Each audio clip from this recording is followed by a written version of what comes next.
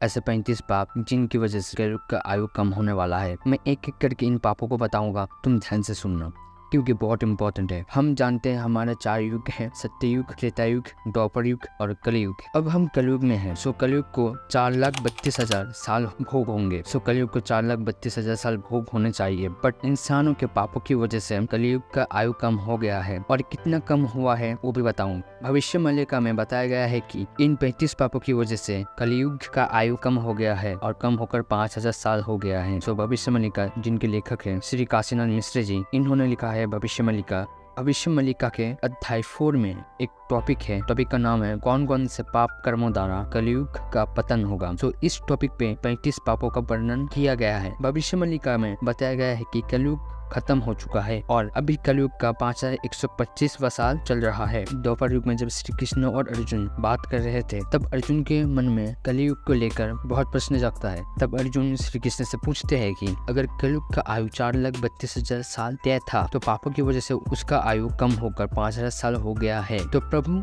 आप मुझे बताए ऐसे कौन से पाप हैं जिसके कारण कलयुग का आयु 5,000 साल होगा। तब श्री कृष्ण ने उन पापों को बताया था। सो मैं उन 35 पापों को बताता हूँ। नंबर 1 पितृहत्या, नंबर 2 मातृहत्या, नंबर 3 स्त्री हत्या, नंबर 4 शिशु हत्या, नंबर 5 गो हत्या। हमारे यहाँ गाय को माता माना जाता है और उनकी हत्या करना पाप है। नंबर 6 ब्रह्म हत्या। ब्रह्म हत्या का मतलब है ब्राह्मण की हत्या, जहाँ तक मुझे लगता है। नंबर 7 भ्रूण हत्या। भ्रूण हत्या का मतलब है गर्भ में पल रहे शिशु की हत्या करना। नंबर 8 मातृहरण। नंबर 9 भगिनी हरण। नंबर 10 कन्या हरण। नंबर 11 भाई के पत्नी का हरण। नंबर 12 विधवा स्त्री का हरण। नंबर 13 पराय स्त्री का हरण। नंबर 14 स्त्री हरण। नंबर 15 गर्भवती स्त्री हरण। नंबर 16 कुमारी हरण। नंबर 17 पशु हरण। नंबर 18 भूमि हरण। नंबर 19 पराया धन हरण। नंबर 20 मालेच्छ वेश धारण। मालेच्छ किसे कहते हैं अभी के लिए समझ लो, जो लोग ये पाप करते हैं वही कलयुग में मालेच्छ कहलाते हैं। नंबर 21 न खाने जाने वाले खाद्यों को खाना। नंबर 22 आगम्य में गमन। इसका एक सिंपल मतलब है जहाँ जाना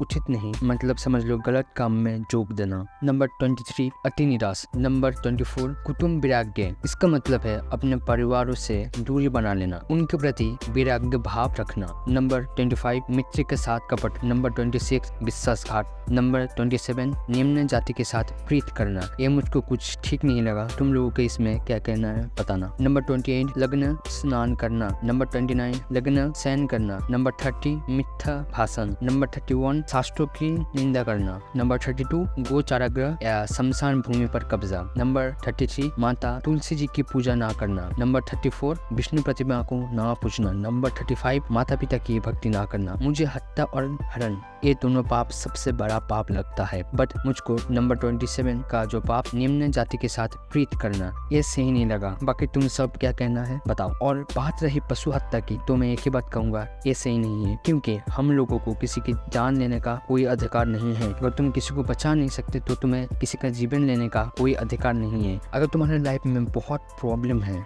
तो तुम्हें भगवान को सबसे ऊपर रखना होगा, अपने गोल से ऊपर, अपने पैर से ऊपर, अपने फैमिली से ऊपर। उस भगवान से ऊपर कोई नहीं होना चाहिए। अगर तुम्हारी लाइफ ठीक नहीं चल रही तो एक काम करो ना, तुम सारा कंट्रोल उस भगवान को दे दो। तुम बस खुद के ऊपर काम करोगे, बाकी सब कंट्रोल उनको दे दो। मैंने भी यही किया है। ऐसा करके मैं पहले से बहुत खुश हूँ। मुझे किसी की फिक्र नहीं, मुझे बस 2 काम करने हैं, एक खुद के ऊपर काम, दूसरा भक्ति, और कुछ नहीं। तुम बस उनकी पूजा करो, तुम्हें कुछ नहीं करना होगा। आई होप तुम्हें समझ आया होगा। सो आज के लिए इतना ही, मिलते हैं अगले वीडियो पे। तब तक के लिए bye bye, see you, take care.